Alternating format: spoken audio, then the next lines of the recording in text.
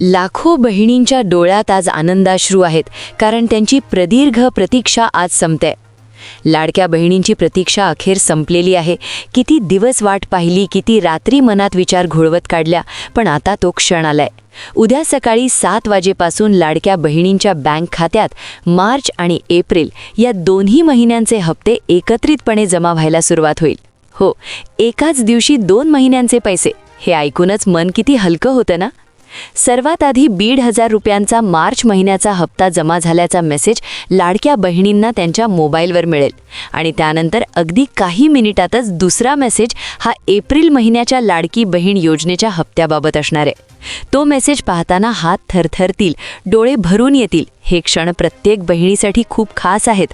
लक्षात ठेवा, हे दोन्ही हप्ते तुम्हाला एकाच वेळी तर मिळणार आहेत, परंतु त्यांचे मेसेज मात्र तुम्हाला वेगवेगळे येतील. तसेच तुमच्या पासबुकमध्ये देखील त्या ठिकाणी 2 एंट्री पडणार आहेत. पहिली एंट्री 1,500 रुपयांची आणि दुसरी एंट्री 1,500 रुपयांची. लक्षात घ्या, उद्यापासून ही संपूर्ण प्रोसेस सुरू होत आहे आणि एप्रिल महिना संपण्यापूर्वी अर्थात 30 एप्रिल पूर्वी जवळपास 1,67,00,000 होय 1,67,00,000 लाडक्या बहिणींच्या बँक खात्यामध्ये हे पैसे जमा होणार आहेत. हा आकडा ऐकूनच समजतं की किती मोठी ही योजना आहे, किती कुटुंबांना यामुळे आधार मिळतो आहे.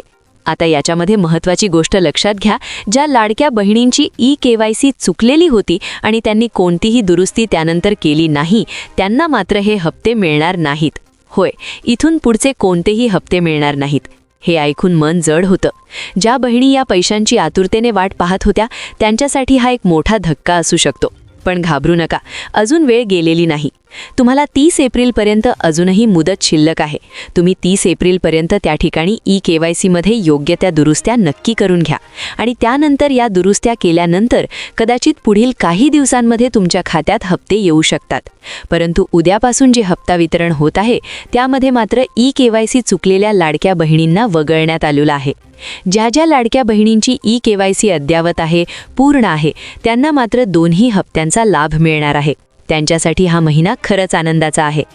आता याच्यामध्ये पहा, जी महत्त्वाची माहिती आहे ती अशी की लाडक्या बहिणींना उद्या सर्वात आधी ज्या जिल्ह्यांमध्ये हे वाटप सुरू आहे त्यांची मी नावं पटपट वाचून दाखवतो. बघा, याच्यामध्ये उद्या कोणकोणत्या जिल्ह्यांमध्ये पैसे जमा होत आहेत. त्याच्यामध्ये आहे मुंबई शहर जिल्हा, मुंबई उपनगर जिल्हा, ठाणे जिल्हा, पालघर जिल्हा, रायगड जिल्हा, रत्नागिरी जिल्हा आणि सिंधुदुर्ग जिल्हा. याच जिल्ह्यांमध्ये उद्या पैसे जमा होणार आहेत. या जिल्ह्यातील लाडक्या बहिणींना त्या ठिकाणी पैसे मिळतील. व्हिडिओमध्ये पुढे जाण्यापूर्वी सर्व लाडक्या बहिणींना एक अतिशय नम्र विनंती, लगेचच या व्हिडिओला एक लाईक नक्की करा आणि कमेंटमध्ये आवर्जून लिहा की आमचा हप्ता हा आम्हाला वेळेवर मिळावा. कारण लाडक्या बहिणींना आत्तापर्यंत कधीच लाडकी बहीण योजनेचे पैसे वेळेवर मिळालेले नाहीत. तेव्हा तुम्ही जितक्या जास्त कमेंट कराल की आम्हाला 1 तारखेलाच हप्ता देत चला, प्रत्येक महिन्याच्या 1 तारखेला, तर ती कमेंट आवर्जून करा. व्हिडिओला लाईक करा आणि जर शक्य असेल तर जास्तीत जास्त लाडक्या बहिणींना, किमान 5 तुमच्या मैत्रिणींना हा व्हिडिओ जरूर शेअर करा आणि आपल्या चॅनलला सबस्क्राईब करा. आता त्यानंतर दुसऱ्या दिवशी पहा कोणत्या जिल्ह्यांमध्ये पैशांचं वाटप होत आहे. याच्यामध्ये पुणे जिल्हा, सातारा जिल्हा, सांगली जिल्हा, कोल्हापूर जिल्हा आणि सोलापूर जिल्हा. केवळ याच जिल्ह्यांमध्ये दुसऱ्या दिवशी पैशांचं वाटप होणार आहे. बघा, याच्यामध्ये ज्या काही शासकीय सुट्ट्या येतात त्या शासकीय सुट्ट्या धरून हे सगळे दिवस त्या ठिकाणी येणार आहेत. तिसऱ्या दिवशी पहा नाशिक जिल्हा, अहिल्यानगर जिल्हा, धुळे जिल्हा, नंदुरबार जिल्हा आणि जळगाव जिल्हा. या जिल्ह्यांना तिसऱ्या दिवशी पैशांचं वाटप आहे. तर चौथ्या दिवशी छत्रपती संभाजीनगर जिल्हा म्हणजे पूर्वीचं नाव औरंगाबाद जिल्हा, जालना जिल्हा, परभणी जिल्हा, हिंगोली जिल्हा, बीड जिल्हा, धाराशिव जिल्हा म्हणजे पूर्वीचं नाव उस्मानाबाद जिल्हा, नांदेड जिल्हा आणि लातूर जिल्हा. या जिल्ह्यांना चौथ्या दिवशी पैशांचं वाटप आहे. 5व्या दिवशी अमरावती जिल्हा, अकोला जिल्हा, बुलढाणा जिल्हा, वाशिम जिल्हा आणि यवतमाळ जिल्हा अशा जिल्ह्यांना 5व्या दिवशी वाटप होईल. तर 6व्या आणि शेवटच्या दिवशी नागपूर, वर्धा, भंडारा, गोंदिया जिल्हा, चंद्रपूर जिल्हा आणि गडचिरोली जिल्हा या जिल्ह्यांना 6व्या दिवशी पैशांचं वाटप होणार आहे. आता हे 6 दिवस ज्यावेळी कव्हर होतील त्यानंतर जे उर्वरित 2 दिवस आहेत, या 2 दिवसांमध्ये ज्या लाडक्या बहिणींच्या KYC मध्ये प्रॉब्लेम आले होते किंवा ज्या लाडक्या बहिणींची KYC चुकलेली होती, अशा सर्व लाडक्या बहिणींना शेवटच्या 2 दिवसांमध्ये हप्त्यांचं वितरण केलं जाणार आहे. हे ऐकून ज्या बहिणींना काळजी वाटत होती त्यांनी आता श्वास सोडा. सरकारने तुम्हाला विसरलेलं नाही. यासाठी पहा, जवळपास म्हणजे हे आर्थिक वर्ष सुरू होतानाच सरकारने 26,000 कोटी रुपये, होय 26,000 कोटी रुपये त्या ठिकाणी बाजूला काढून ठेवले होते आणि त्या ठिकाणी त्यांचं वाटप होणार आहे. इतका मोठा निधी बाजूला ठेवणं हे दाखवतं की सरकार या योजनेबद्दल किती गंभीर आहे. आता बँकांच्या बाबतीत पहा, लाडक्या बहिणींना एक फार मोठी समस्या येत होती, ती म्हणजे बँकांची. तर पहा, ज्या लाडक्या बहिणींचं खातं बँक ऑफ महाराष्ट्रमध्ये आहे आणि स्टेट बँक ऑफ इंडिया म्हणजे SBIमध्ये आहे, त्या लाडक्या बहिणींना सगळ्यात आधी त्यांचा हप्ता प्राप्त होणार आहे. आत्तापर्यंत जेवढे हप्ते आपल्याला मिळाले त्यामध्ये आपण पाहिलं की या दोन बँकांमध्ये ज्या लाडक्या बहिणींची खाती होती सगळ्यात आधी त्यांना पैसे मिळालेले आहेत. त्याच्यानंतर नंबर लागतो तो म्हणजे bank of India, central bank of India, union bank of India अशा सरकारी बँकांचा. सोबतच bank of Baroda, Canara bank, Indian bank, Indian overseas bank, Punjab national bank, Punjab and Sind bank, UCO bank या ज्या काही सरकारी बँक आहेत यामध्ये देखील पैसे लगोलग जमा होणार आहेत. परंतु ज्यांची खाती खाजगी बँकेत आहेत त्याच्यामध्ये आहे HDFC bank, ICICI bank, axis bank, Kotak Mahindra bank, Indus bank, IDFC first bank, yes bank, RBL bank किंवा IDBI बँक. तर याही ठिकाणी पैसे जमा होणार आहेत, परंतु ज्या सरकारी बँक आहेत त्यांच्या नंतर कदाचित या ठिकाणी पैसे जमा होऊ शकतात. परंतु तुमचं खातं जर त्या ठिकाणी जिल्हा सहकारी बँकेत असेल तर थोडासा डिले, थोडासा उशीर त्या ठिकाणी होण्याची शक्यता मात्र दिसून येत आहे. आणि तुमचं खातं जर त्या ठिकाणी पतसंस्थेमध्ये आहे तर मात्र तुम्हाला 1 ते 2 दिवस अजून जास्त वाट त्या ठिकाणी पाहावी लागू शकते. तर ही होती महत्त्वाची अपडेट. आता ज्यांचं खातं IPPBमध्ये आहे म्हणजे इंडिया पोस्ट पेमेंट बँकेमध्ये आहे त्यांनी एक महत्त्वाची गोष्ट लक्षात ठेवा. IPPB म्हणजे पोस्टामध्ये खाते असणाऱ्या लाडक्या बहिणींना अगदी योजना सुरू झाल्यापासून एक फार मोठी समस्या त्या ठिकाणी त्यांच्या बाबतीमध्ये घडून येत होती. ती अशी की त्यांना या योजनेचे मेसेज हे वेळेवरती मिळत नाहीत.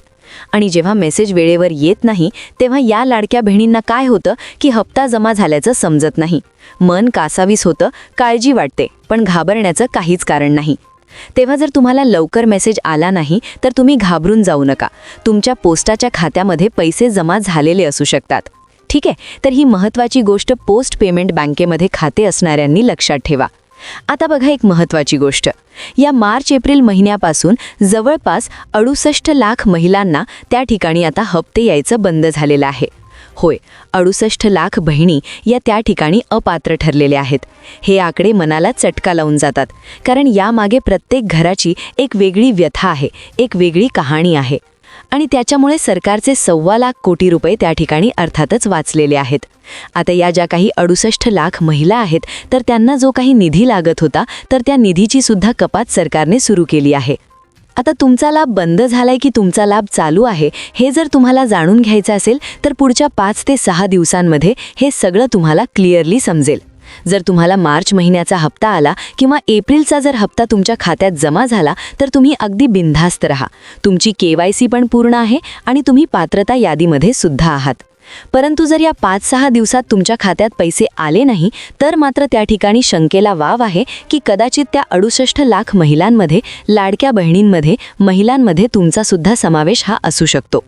कारण जेव्हा योजना सुरू झाली जवळपास 2.5 कोटी महिला या त्या ठिकाणी लाडक्या बहिणी म्हणून त्या ठिकाणी वावरत होत्या, त्या योजनेचा लाभ घेत होत्या.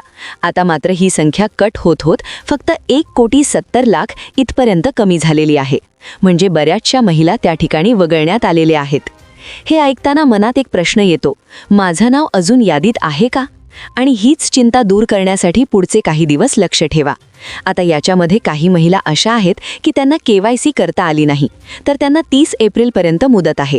त्यांनी ती पटकन करून घ्या, कारण त्यानंतर आता मुदत वाढण्याची शक्यता सुतराम दिसून येत नाही. ठीक आहे, तर ही अतिशय महत्त्वाचं अपडेट होतं. फक्त लाडकी बहीण नाही, आणखीही खूप योजना आहेत तुमच्यासाठी. आता जाता जाता एक महत्त्वाची गोष्ट लक्षात ठेवा, महाराष्ट्र सरकारच्या अनेक चांगल्या योजना अजूनही चालू आहेत. नवनवीन योजना सुरू होत आहेत. त्याच्या अंतर्गत तुम्हाला तुमच्या घरावर बसवण्यासाठी मोफत सोलर मिळत आहेत. मुख्यमंत्र्यांच्या सहाय्य निधीमधून त्याच्यावरती 1-2 फॅन आणि 3-4 बल्ब सहज चालतात. 1 रुपया सुद्धा खर्च येत नाही. त्या स्कीमचा तुम्ही लाभ घेतलाय का? नसेल घेतला तर कमेंटमध्ये लगेच सांगा. सोबतच त्या ठिकाणी मुलींसाठी शाळेला जाण्यासाठी सायकली मिळत आहेत, महिलांसाठी शिलाई मशीन मिळत आहेत, मेकअपचं फ्री किट मिळत आहे. एक ना अनेक ढगभर योजना चालू आहेत. त्या योजनांचा लाभ जर तुम्हाला हवा असेल किंवा भांड्यांचा सेट मोफत त्या ठिकाणी मिळतोय, मुलींना शिक्षणासाठी पैसे मिळत आहेत, मुलांसाठी सुद्धा पैसे मिळत आहेत, ढगभर योजना आहेत. तुम्हाला नक्की कोणती गरज आहे मला कमेंट करून नक्की सांगा. हा व्हिडिओ जास्तीत जास्त लोकांना शेअर करा, आपल्या चॅनलला सबस्क्राईब करा. आपण भेटूया एका नवीन व्हिडिओमध्ये नवीन सरकारी योजनेसह. तोपर्यंत धन्यवाद.